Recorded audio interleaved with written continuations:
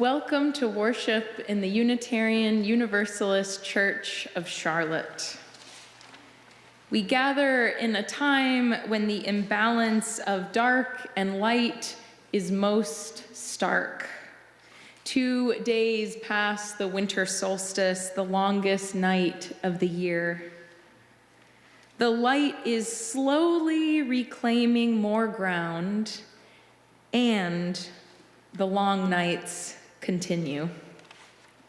Today, even as we celebrate the return of the light, let us also give thanks for darkness and the possibility that it holds. The Akimel O'odham are a Native American people who live in what is now Arizona. And Native American poet Carolyn Dunn retells an Akimel O'odham creation story that begins before there was light. At this time, there was only darkness everywhere, darkness and water. But there was movement, and the darkness gathered together in some places and became thick. And after a certain time, a man emerged from where the darkness was crowded together. From his body, from the place over his heart, he drew out a stick that he used to feel his way through the darkness. Then from his body, he drew forth ants and placed them on the stick. It goes on this way. He took rocks, then made the stars and constellations. He made the moon. All these things came from his body. In darkness, there is creative movement. Things take root. The light is slowly reclaiming more ground, and the long nights continue, inviting us to gather close together, inviting us to notice the possibility alive in darkness. Welcome, members, welcome, guests, welcome all.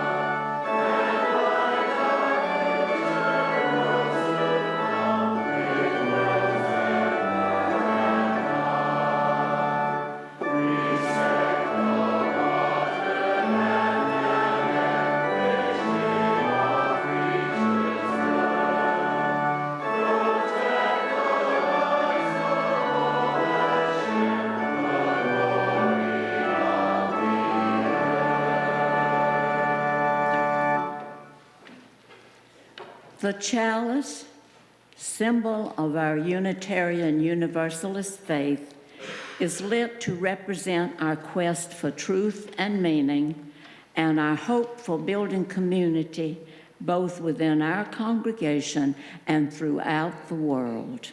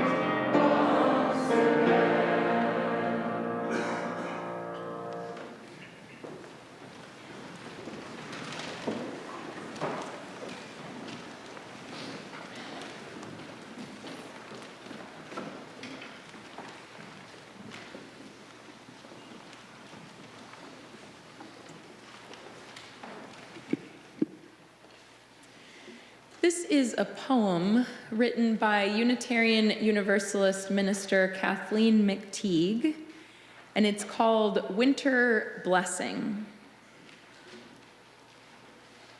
The world catches our hearts through its light, splintering dance of sun on water, calm moonlight poured through branches, candles lit on early winter evenings, a splatter of stars on a clear night, and the bright eyes of those we love.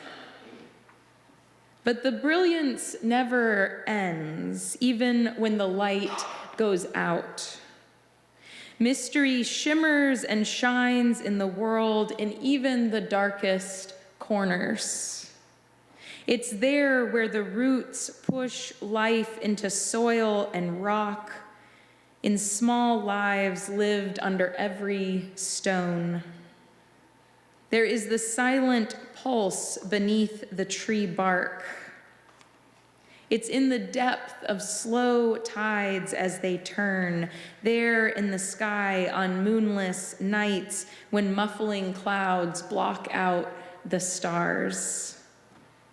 It's there in the prison, the hospital, by the hospice bed, there at the graveside in the empty house, something beating in the dark shelter of our hearts, the small shine of hope, the gilt edge of kindness. May we be granted the gift of deeper sight that we might see with or without the light.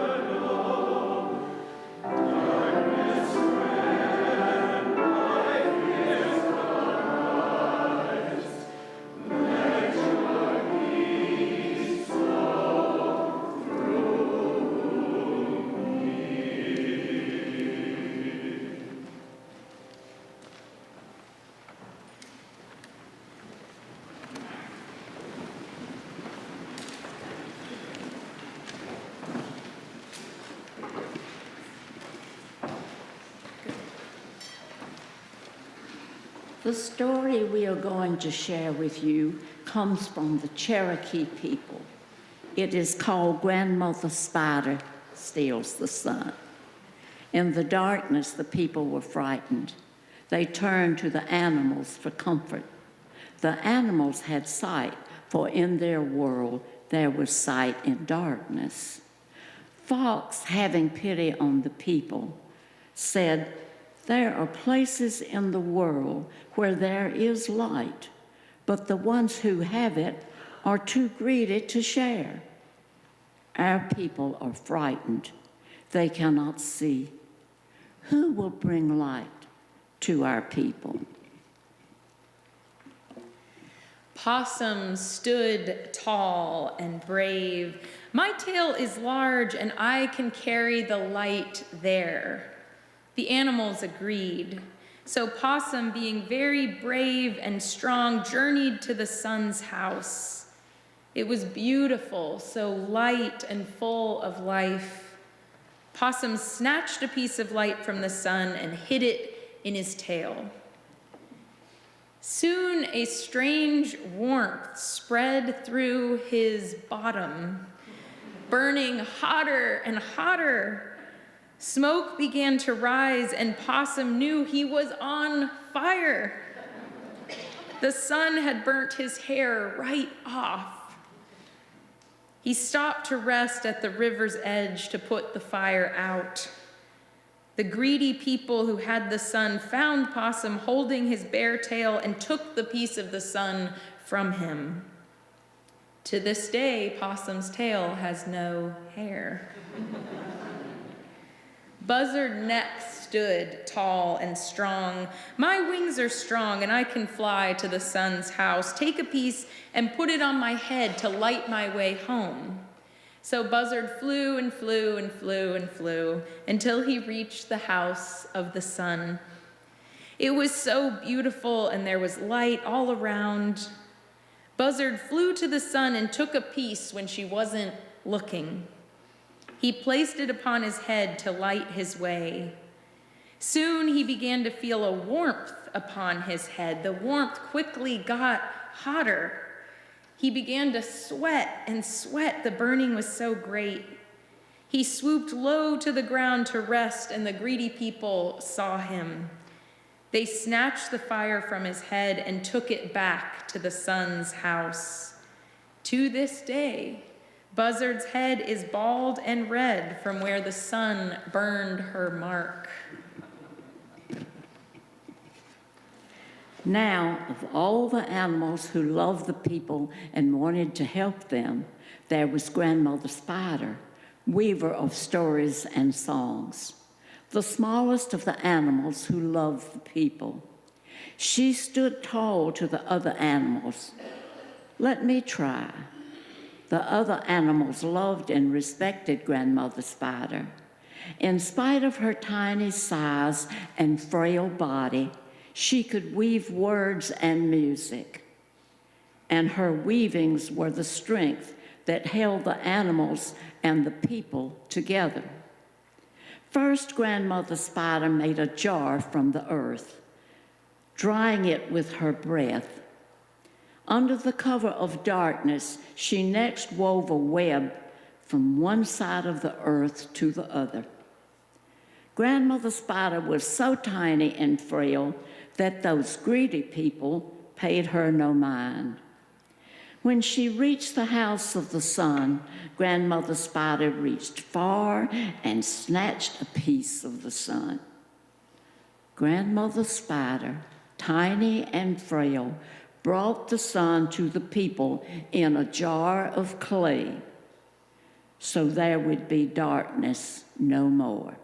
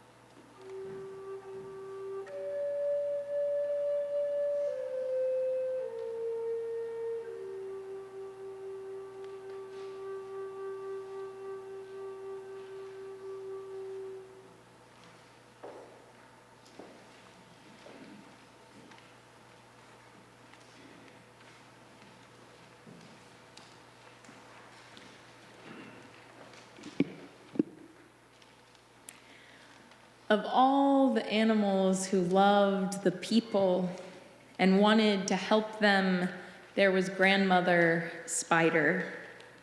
In spite of her tiny size, she could weave words and music, and her weavings were the strength that had held the animals and the people together. How fitting that the heroine of the story, the one who brings warmth and nourishment to all, is a weaver of webs. A wise spider who understands intuitively in her body. Grandmother Spider who is better able than most to see how the threads of life come together. The fate of human and tree and fox woven into one cloth. Grandmother Spider never seems to forget the web that connects her to all. There are people in our world who can see better than most how intricately our lives are connected to the land and to the water. They notice how the oceans change and pay attention when they hear that the shells of mussels and clams and urchins are becoming more brittle in acidic water. When trees are cleared, they pay attention to the effect on the snowy owl here and the howler monkey there. They notice more than most the change in the rhythms of the land and the water, the loss of balance in ecosystems. There are those who look further still, not only at how animals and insects rely on forests, not only at how people relate to the earth and to the animals, not only at how people relate to one another. There are those who weave the threads of each all together. The story of Flint, Michigan's water crisis invites us into just such an intricate weaving. The story could start in the 1940s when nearly 6 million gallons of oil were released untreated into the water. In the 1970s, chemical companies added large amounts of mercury to the mix. All of this, plus runoff from steel mills and power plants along the river, became part of the sediment in the Flint River, ingested by plant and animal life. Then a few years ago, after a series of budget cuts, the city of Flint decided to save money by switching from supplying residents with water from Lake Huron to sourcing water from the Flint River. But the water from the Flint River was poorly treated and eroded lead from aging city pipes. People began to notice red welts on their skin after they showered, and their hair began to fall out.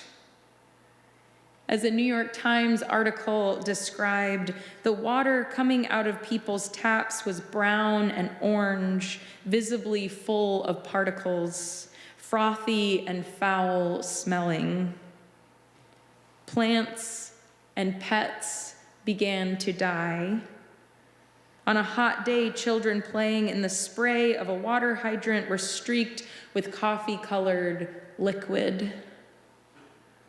Eventually, a group of pediatricians at Michigan State University decided to conduct a study of how lead in the water was affecting Flint's children.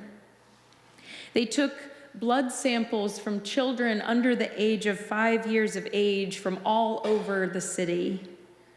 Their concern, among others, was how lead poisons children's bodies at a faster rate than it affects adults. And, of course, about how lead damages children's brain development irreversibly.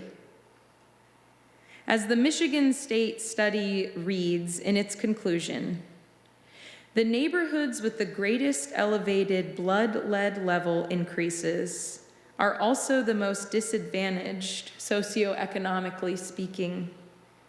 The areas in which the highest water lead levels were recorded had the highest population of African American children. The neighborhoods in the far north and south of the city, where most middle class and white citizens reside, observed a decreasing trend of the blood lead levels, as these residents could afford certain preventative efforts in response to the use of Flint River water, most noticeably from purchasing bottled water. Though we are connected, forest, ocean, animal, human, poison does not spread evenly through the web of life. For human beings, poison collects most in the places where our lives are most uneven. The days of short sunlight we are living in right now, these longest nights of the year, ask us to sit longer than we might like with imbalance. The imbalance of day and night, but also the imbalance of ecosystems, opportunity, safety, and health in human lives. In the midst of our celebrating the return of the light, the longest nights invite us to notice and feel the darkness too. To not put all of our energy into looking high and low for evidence of spring while it's still wintertime. In the story of Grandmother Spider, Fox says, "There are places in the world where there is light, but the ones who have it are too greedy to share. Our people are frightened." The story of Grandmother Spider celebrates the sun being shared with all, how she sneaks into the house of the greedy and carries back a piece of the sun in the jar she made from the earth's clay and her own breath. How she brings warmth and light not to a few, but to all. The story celebrates the coming back of the light, but it's before the sun is stolen, before the sun is claimed for all, there in the dark, that Grandmother Spider weaves together words and music strong enough to hold the will of the animals and the people together. And it's in the darkness that they gather, the people with fox and possum and buzzard. And staying there together, talking through the night, some commit to risking their tails and heads and wings and hearts in the effort to bring warmth and nourishment to all. We must seek balance. We must seek safety and opportunity, warmth and nourishment for all. Perhaps balance is best sought, though, by sitting with imbalance and resisting the urge to turn away too quickly. Perhaps we find balance by holding hands with people who will sit through the longest night together and let something different take root in the darkness. If we spend all of our attention waiting for light to balance dark, or only celebrate the return of the light, in our waiting and celebration, we might miss what the longest nights have to teach us. In words we heard earlier from Kathleen McTeague, mystery shimmers and shines in the world, in even the darkest corners. It's there where the roots push life into soil and rock, there in the silent pulse beneath the bark, something beating in the dark shelter of our hearts, the small shine of hope. In these longest nights of the year, may we not turn too quickly from imbalance, and instead sit with it longer, gathering, taking hands in the dark, weaving together story and song to hold our will steady. Blessed be. Amen. Please remain seated as we sing together.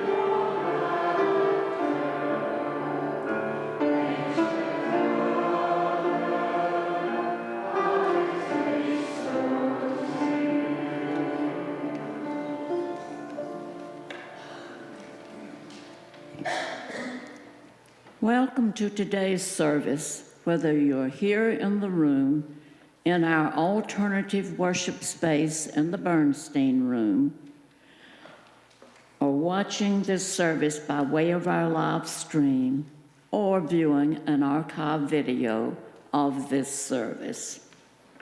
We're honored to have guests with us here today. Our members would like to greet you following this service. So that we might do so, please raise your hand and keep it up so that members can take note of you, and after the service, invite you to join for coffee and conversation in Freedom Hall. Should it enhance your experience of future services, you can find both a large print order of service and a personal hearing assistance device. Better get this a little closer. On the table just outside the entrance to the sanctuary. Bear with me, there's more. If you'd like to learn more about us, please fill out a yellow card and place your completed card in an offering basket when it is passed, a little later in the service. Members with a life event to share can do so on the reverse side of this card. You'll find them along with offering envelopes on the clipboards at the end of the row. Please begin passing them down your row now. Some returning visitors may be interested in hearing about how to become a member. If so, talk with our membership coordinator, Kelly Green, she's in the back, and her contact information is on the back of your order. Again, to each of you, welcome. My favorite poem is the first scene. I'm going to start over. My very favorite poem is the first verse of The First Snowfall by James Russell Lowell. The snow had begun in the gloaming, and busily all the night had been heaping field and highway with a silence deep and white. Every pine and fir and hemlock wore ermine too dear for an earl, and the poorest twig on the elm tree was ridged inch deep with pearl. Can't you just see that? I easily envision this since I have seen such scenes over the years. Today is the third day of my 94th winter. Winters here are not like they used to be. When I was a child, winter was in sharp contrast to the rest of the year and brought its own unique pleasures. These were special days for children. We looked forward to snowmen, snow cream, sledding, snowball fights, and so on. Now, you may have been ice skating. I didn't know anything about that. And we look forward to seeing everything covered with snow. For children and adults alike, we relish the sight of ice-covered trees sparkling like diamonds when the sun returned. But then on the other hand, I have loved bare branches, gray against the blue sky. The symmetry of the trees is a beauty to behold. Another thing, we end daylight savings time and go back to that time some people call God's time. Now I wonder how God feels about that. Another thing we enjoy in cold weather is hot cider or hot cocoa in the evenings. And last night I heard a song. It went like this: chestnuts roasting on an open fire, Jack Frost nipping at your nose, Yuletide carols being sung by a choir, and folks dressed up like Eskimos. Now, if you had seen me when I came in this morning, like an Eskimo, sort of, you might have mistaken me for Santa Claus in that long puffy coat I had on. The darkness we experience in winter enhances the pleasures we receive in welcoming spring, just as darkness in other life experiences tends to increase the joy we feel in brighter times. I was reared in a Protestant faith household, which was satisfying to me as a child. But when in my adulthood I began to question, I needed more. I have been a member of this congregation for 60 years, and my experience here has brought light into my life that was formerly non-existent. I recently spoke of my spiritual journey and my credo, both now available on our website. May you be comforted during the dark days and discover joy in them as well. And now I'm offering this simple phrase for kids from 1 to whatever age you are. Merry Christmas, Happy New Year, and the joys of winter to you.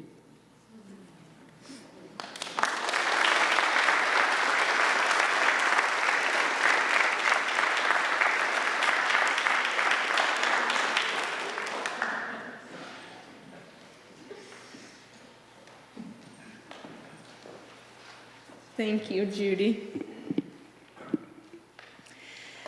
As we turn to the goings-on in the life of our congregation, I am pleased to invite forward Fred Dodson to share with us a word on behalf of the stewardship team.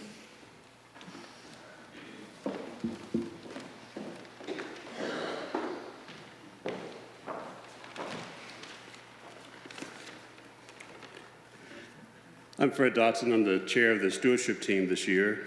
I'd like to thank all members who have already completed a pledge in our year-round stewardship campaign. As most of you know, we have divided the congregation by month from September to June. If your month has already passed and you have not pledged, we want to hear from you. It's not too late. For the past several years, I've increased my pledge. I've done that again this year. I make the effort to do this because this is my spiritual home, and I choose to maintain that home by offering financial resources and my time. In my professional life, I build communities. I've done that for some time now, and I find that I'm becoming a mentor to younger members of my staff. I tell them on a regular basis that it's deceptively easy to create new developments in a spreadsheet, but the real work is outside of that virtual world. It requires planning, time, focus, and investment to go from groundbreaking to ribbon cutting. Together, we are building something here. We have a bold vision and a mission statement. Both requires our attention and our investment. I once thought it was sufficient to only give my time to the life of this community. Now I know that it's vital to give both my time and my financial resources to the extent that I can. I know that many of you agree, and for that, and on behalf of the stewardship team, I say thank you for your generosity.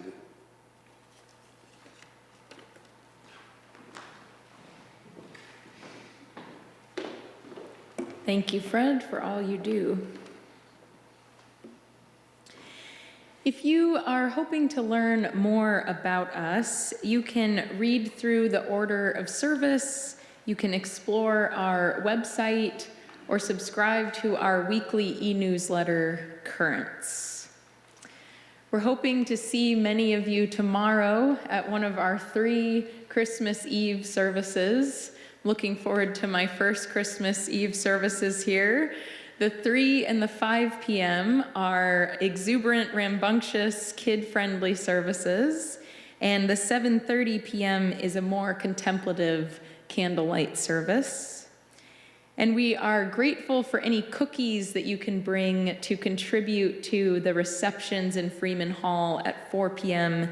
and 6 p.m.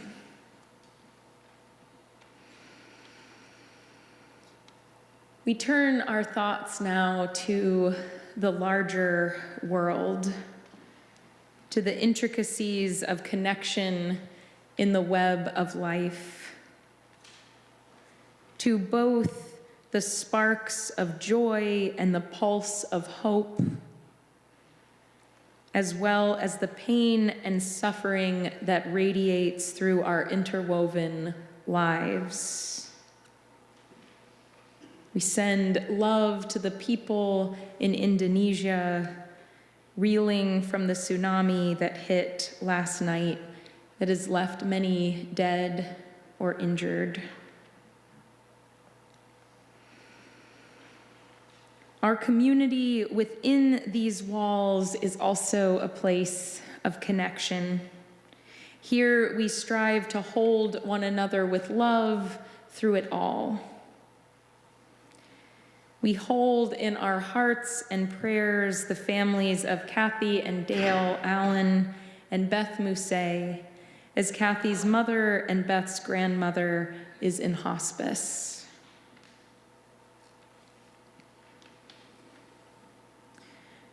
We are holding Helen Fowler and Lincoln Baxter in our prayers. We're sending them love as they grieve the death of Helen's son, Kevin.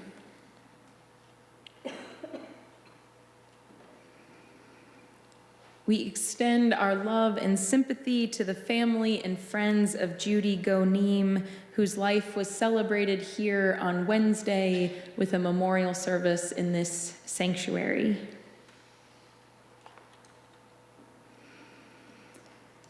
We celebrate with Bob and Judy Burns as they welcome their first grandson born to their daughter, Becky.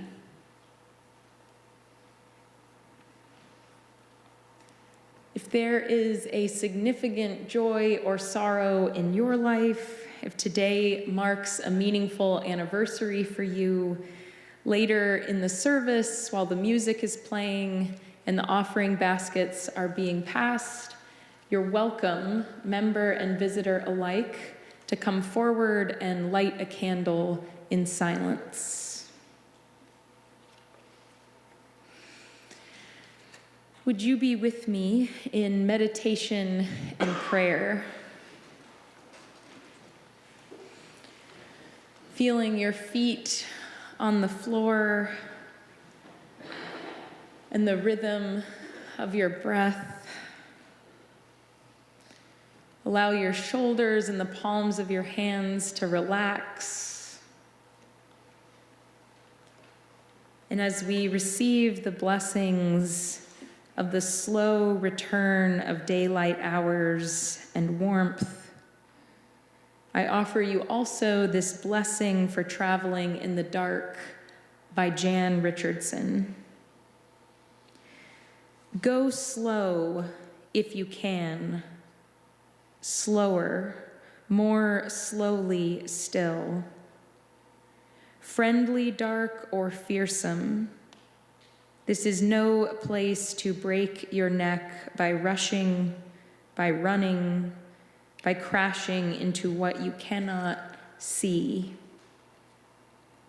Then again, it is true. Different darks have different tasks. And if you have arrived here unawares, if you have come in peril or in pain, this might be no place you should dawdle. I do not know what these shadows ask of you, what they might hold that means you good or ill. It is not for me to reckon whether you should linger or you should leave. But this is what I can ask for you, that in the darkness there be a blessing, that in the shadows there be a welcome, that in the night you be encompassed by the love that knows your name.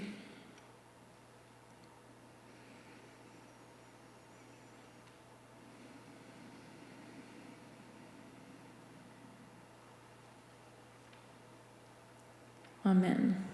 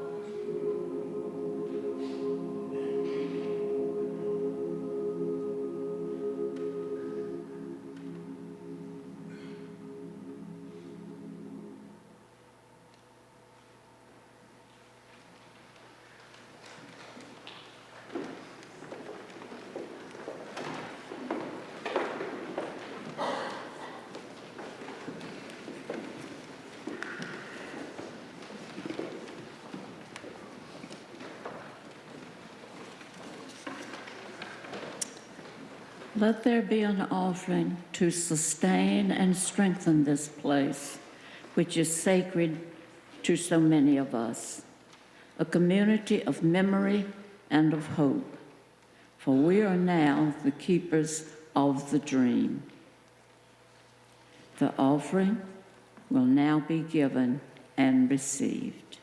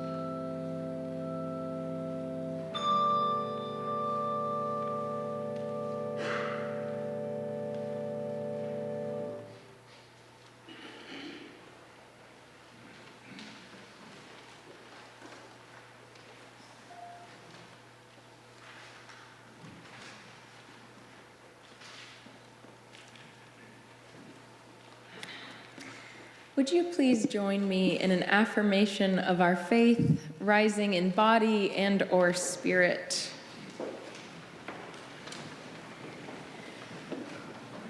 The stuff I need for singing,